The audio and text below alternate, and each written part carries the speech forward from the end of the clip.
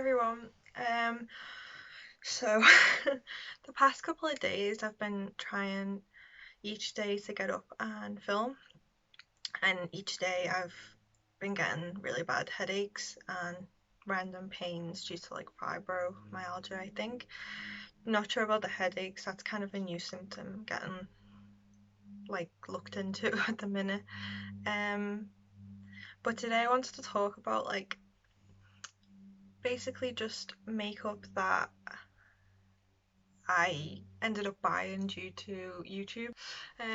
Yeah, so I'm gonna talk about that. Like some of these are pretty like old. Like I think I'll start with like the oldest thing I have, which is kind of a bulky one.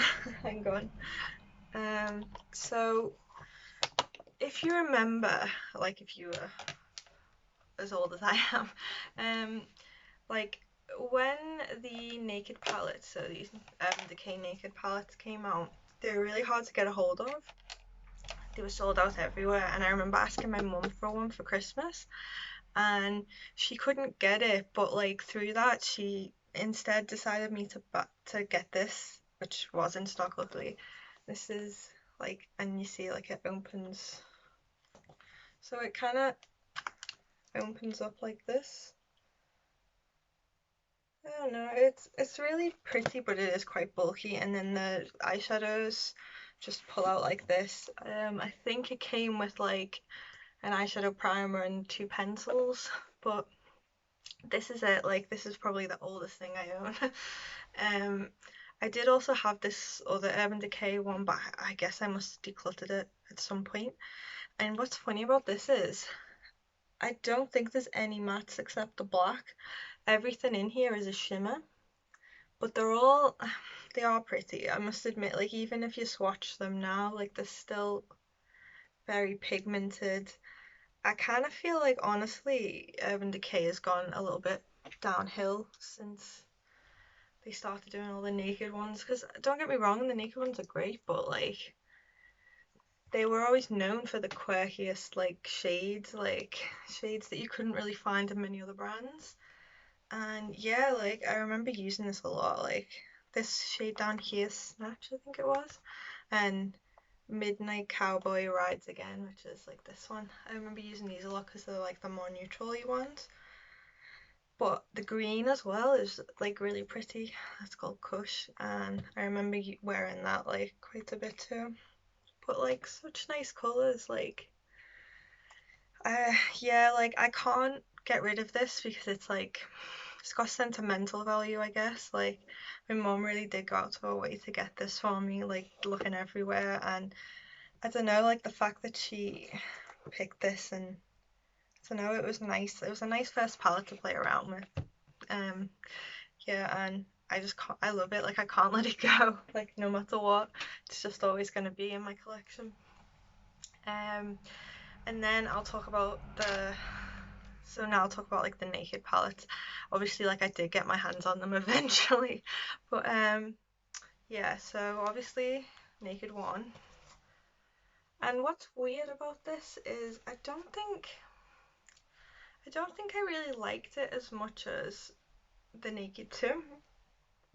I remember it being like nice, a nice palette, but I think the tones in this are quite strange. Like it's very warm tone, but not in the most flattering way. Like so they don't even make this anymore. They have like a different one called the Naked Reloaded, which I've never tried, but this one, it's definitely like an OG, definitely something I seen all over YouTube and it made me want to buy it. So yeah, and then we have Naked 2, which was my favorite because it was obviously like more cool tones.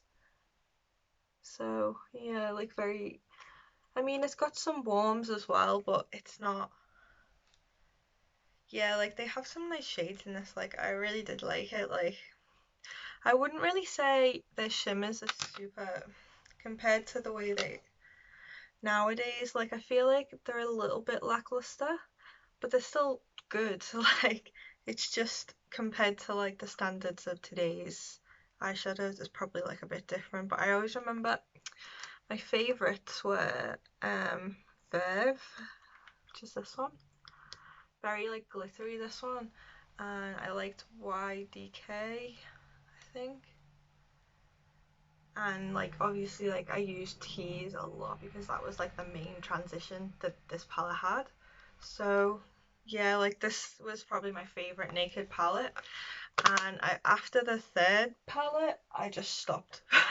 I was like, I'm done. I don't need any more naked palettes. But I don't know, this one I was expecting more. Like, it's pretty, but I kind of feel like there's a lot of overlap. And like the thing with Urban Decay stuff is there's never really a lot of depth. Like you get like one shade that could be a shimmer that's like a dark colour, and I don't know, like add a black, add a dark brown or something. Like this is a naked palette, you could do that, like, but I don't know, like there was something about this every time I wore it, I wasn't really happy with how my makeup looked. And I really do like pinky shades, like, so it's not really the tone, there's just something about it, like I don't, this is where I was like, I need to stop, but then carry on buying other stuff. So, okay, I'll talk about this one because I don't even think they make it anymore. But when I went, this a while back now, we went to Florida, like it's got to be at least 8, God, even more years ago, I don't know, but when I was in Sephora, which I wish we had Sephora. Why don't we have Sephora in England? Like, I feel like it'd do so well, like, so strange. But when I was over there, I think I was trying to get a different palette, but I seen this one, and this is the Ladybird palette from Kat Von D. It's very simple. It's got like a little button here that like pops it open. So yeah, and this just all matte. But I feel like the reason I got this was because I wanted an all matte palette that can sort of like, you can do your transition and the depth and stuff, and then you can add shimmers from other palettes. Like, I thought that would be like a really nice idea, and these were really nice eyeshadows. Like, I don't think there's anything wrong with these. Like, they still swatch pretty well, and it's a really old palette. Like, yeah. So I use this one a lot just as like a, what's the word, an assistant palette maybe, just to like assist in other makeup looks. But yeah, I remember the reason I got this as well, I'm sure somebody on YouTube, it might have even been SE button, Estee Lauder, I don't know, Estee Lalonde, I think her name is, but she used to be known as like Essie Button, and I'm sure she mentioned this, I might be wrong, but like somebody mentioned this to make me buy it. I remember because I was like, oh, I'll just get that one. I've heard good things about it. Should we? Right. Okay. So I'll talk about like the Nars blushes. Now I don't have loads of them because I don't really see the point. But when I was away on holidays and stuff, I think this was, I'm trying to remember. I know Essie Button definitely recommended this one, which is Sin, and it's a very strange blush colour. Like, it's very purpley, and it's the most unique blush colour I think I have in my collection. And some people say this looks like a bruise, so there's that. I mean, it's not for everyone, but I like this blush. Like, it's a nice, it's different, you know. But I also have Deepthroat, which is because the orgasm shade looked a bit too intense for me, so I thought this one looked a bit prettier. And I do like this too. Like, I still use them, even though they're probably out of date. But like, I don't know, at the same time, I love these. I'm glad I have them. But you have so many blushes on in the drugstore now. Like, I think Sleek dupes all of these. Like, there's so many like good blushes you can get like cheap for cheap now that it seems a bit pointless spending so much money on a blush, unless of course like that's what you like doing, you like you know, splurging on makeup. That's your decision. But for me, I just found them a bit like, I wanted to get like three. I've spoken about this before. I feel like I always wanted to have like three like of the same brand stuff. I don't know why. Like just to sort of, it was almost like I wanted my, when you open my drawer, to see like the little, didn't want it to be all mix match, can't even say it, mix and match type thing. Like, um, so yeah, that's probably a me thing, but yeah, like I'm glad I didn't really get them another one of these because they're so expensive as well. It's just no need. Now I'll talk about the last two palettes because I don't know if I heard anybody, like I did hear people talking about it and stuff, but I wouldn't really say it's a case of like these I don't really think these palettes were overhyped or anything. Like they just came and went, like, and then nobody really talked about them. But I think it was ex Sparkage.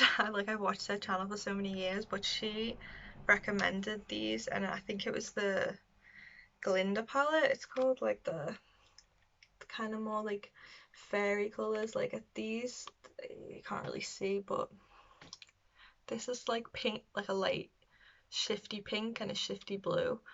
And I think these ones are more chunky and glittery, more like true to the pan. But yeah, and you can like pop these out and like mix and match. So like the Glinda palette, nice. But I think I really liked this one. I don't know, the packaging on this one's so pretty too. So this is the Theodora palette, the Wicked Witch one. And yeah, like it was really pretty. Like I remember using this like for neutrals a lot, but for some reason, I guess because it's just like a six pan. And you think about it, it's more like you've got like these two split pans here, but it being a six pan for the price it was, I guess I can see why people didn't really buy it. But yeah, I remember like if I was going on holiday or something, I would like just sort of take out shades from both palettes and just like make my own little custom one out of it, which was quite fun. I like that you can do that, but I will say that sometimes like they don't pop down right, like they don't stick in properly, like feels like they're jotting out, but I don't really use them that much anyway. It's kind of more like, again, sentimental, but I think they're so pretty for the packaging at least. But yeah. So that's all of the palettes out of the way. Now, another Kat Von D thing I wanted to get when I was on holiday. Like I've got like, I have four altogether. I'll pull them out. So I got the, what are these even called? Are they like everlasting lip something? Who knows, but it's the liquid lipsticks. And I have the shade Lovesick, which is this pink one. Outlaw, which is the red. Backstage, Bambi, which is the bright pink. And Lolita, which is like the one everyone really liked. I feel like this is too dark for me. It looks too like deathly. Like it's got like a very grey tone to it, which I wasn't a fan of, but like I really did like these, like the texture and stuff. Wouldn't say that I don't know, that they're like super long lasting. Like I don't feel like any stuff lasts super long on my lips. I don't know, I guess it's like I don't know, I have like some issues sometimes with lipsticks kind of bunching up and going like kind of like stringy. So I don't really wear lots of lipstick anymore. Like I kind of go for more like lip balmy stuff or like stuff that's got more of a, because when I wear matte, that's what seems to make it the worst.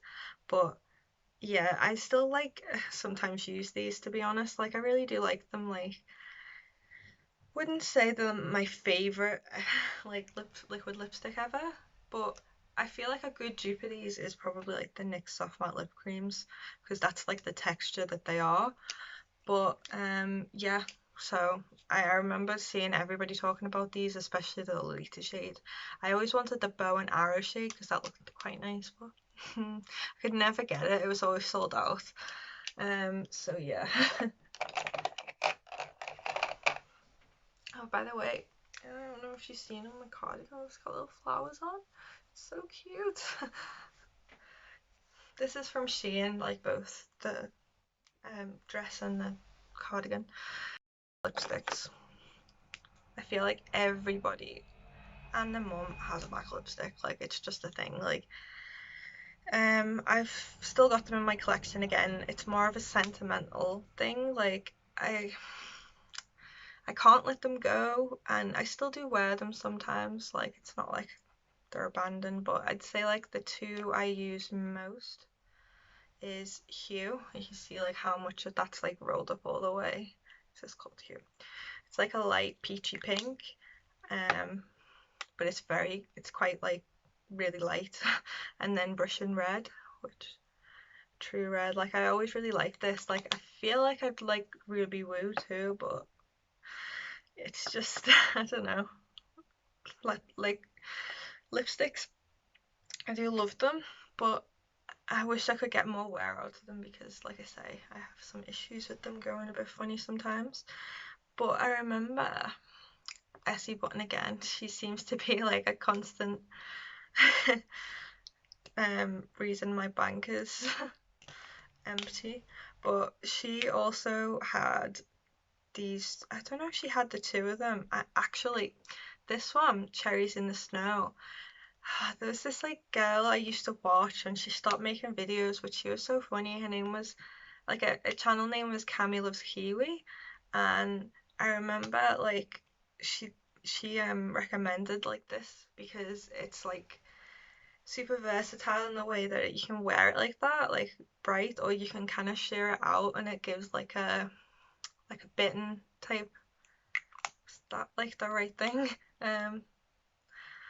It gives like a softer, like more blurred look, like with just a hint of colour. So yeah, and then Essie recommended this one, which is called Black Cherry. It's not as scary as it looks because when you like swatch it, okay, it might be a little scary, but I used to share this out quite a lot. It kind of looks a bit like MAC Rebel, but I used to just like use these kind of like, I'd have like the dark one in the center and then this just all around. I used to really like these. Like, still sometimes I'll be like, oh, I don't know, I feel like Cherries in the Snow and Black Cherry, such classics from Revlon. Like, they are probably, they're not really the same texture as MAC, but in terms of drugstore, I'd say they used to have some of like the best lipsticks. So yeah.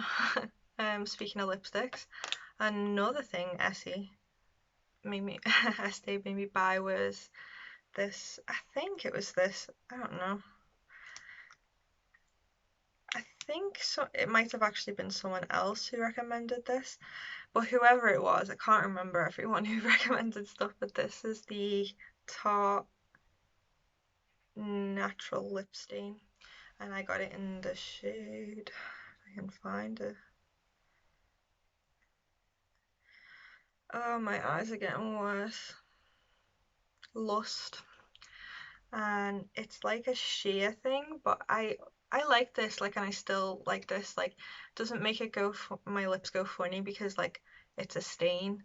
So yeah, like this was like again something I can't get rid of.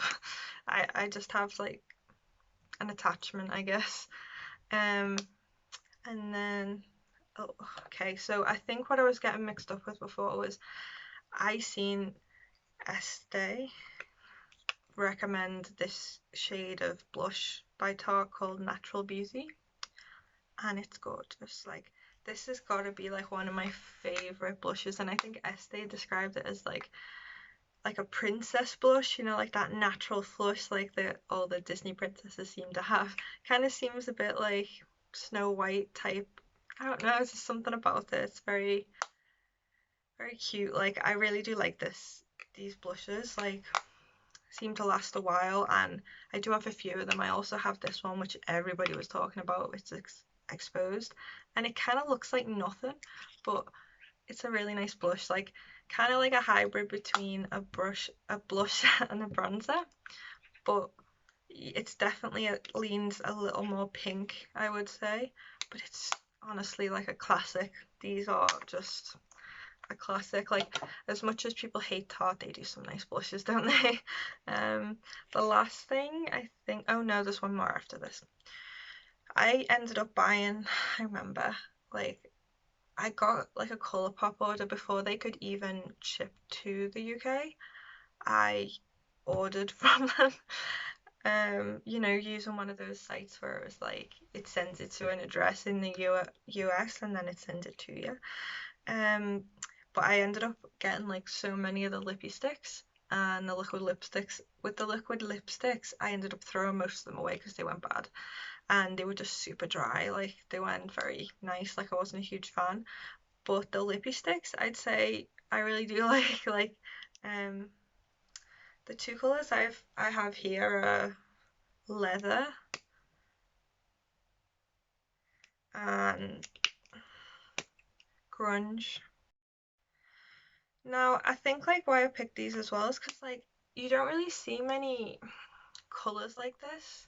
Like, that top one's leather, very purple. It looks a little more muted in real life.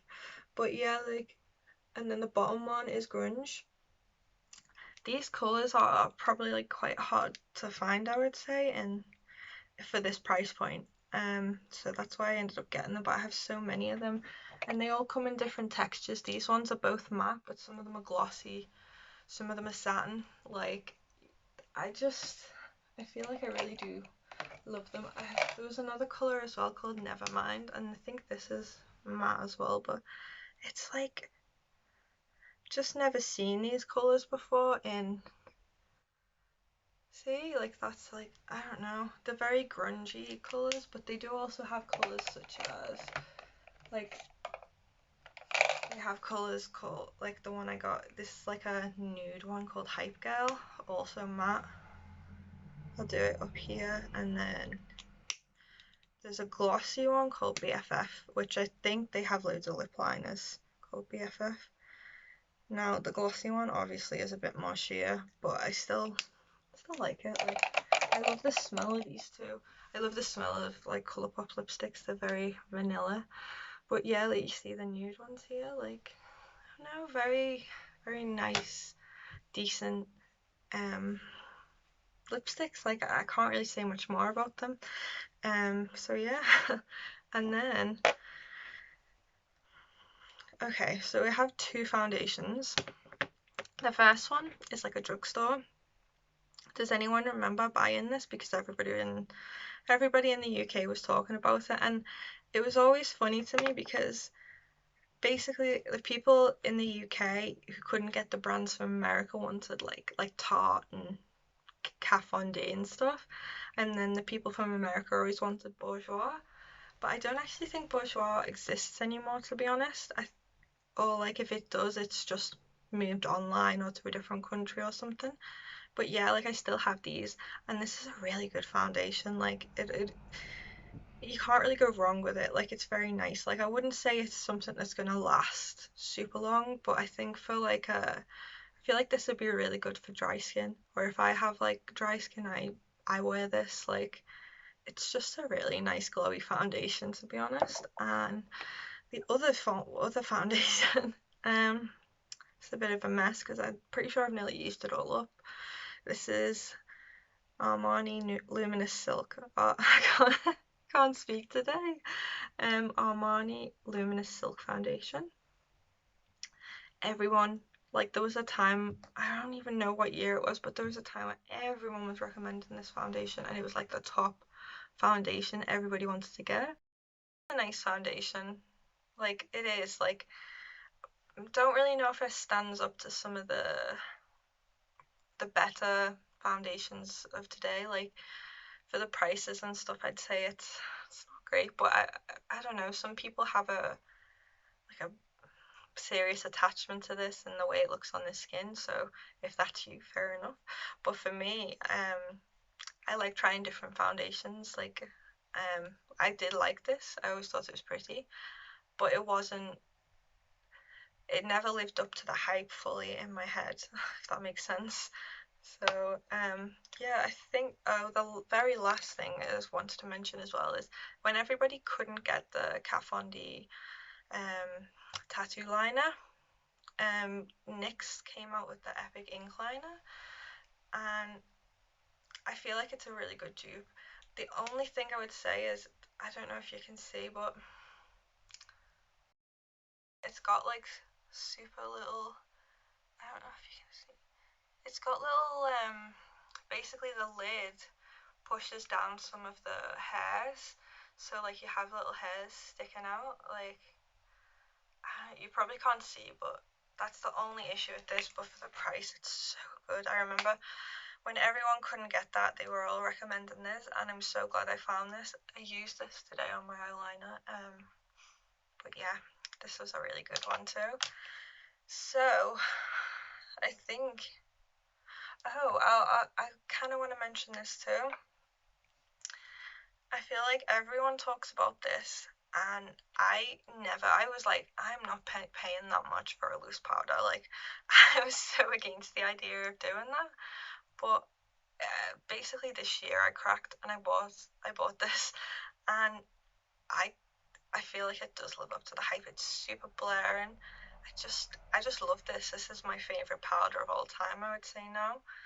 Um, like, I kind of still use the NYX Can't Stop Won't Stop, and that's really nice too. It's a bit similar, but a little bit like more, it's not illuminating, but it's definitely got some type of sheen to it, so it makes you look more awake. But this super blurs. Like, I've put it on my nose all the time, and I'm like, oh my god, just like completely mattifies and makes it look soft focus. It's a beautiful powder, like, genuinely.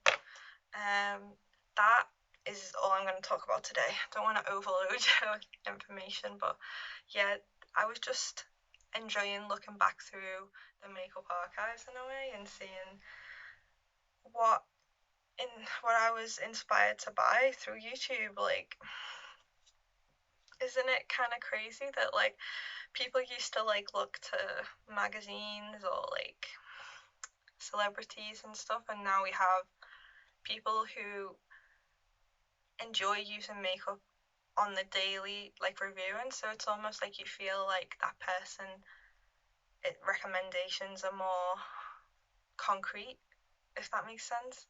I probably am not making much sense, but yeah, it's kind of crazy to think that like YouTube made me buy all this. But I'm glad because like I love trying new stuff, I really do. That's all I'm gonna say anyway, and thank you for watching. Like, please like, comment, subscribe, all of that, and my Instagram is OneTrueLG, so follow me on there. I do post swatches sometimes on there, but it's kind of like depends. But yeah, thanks for watching, and I'll see you next time. Bye.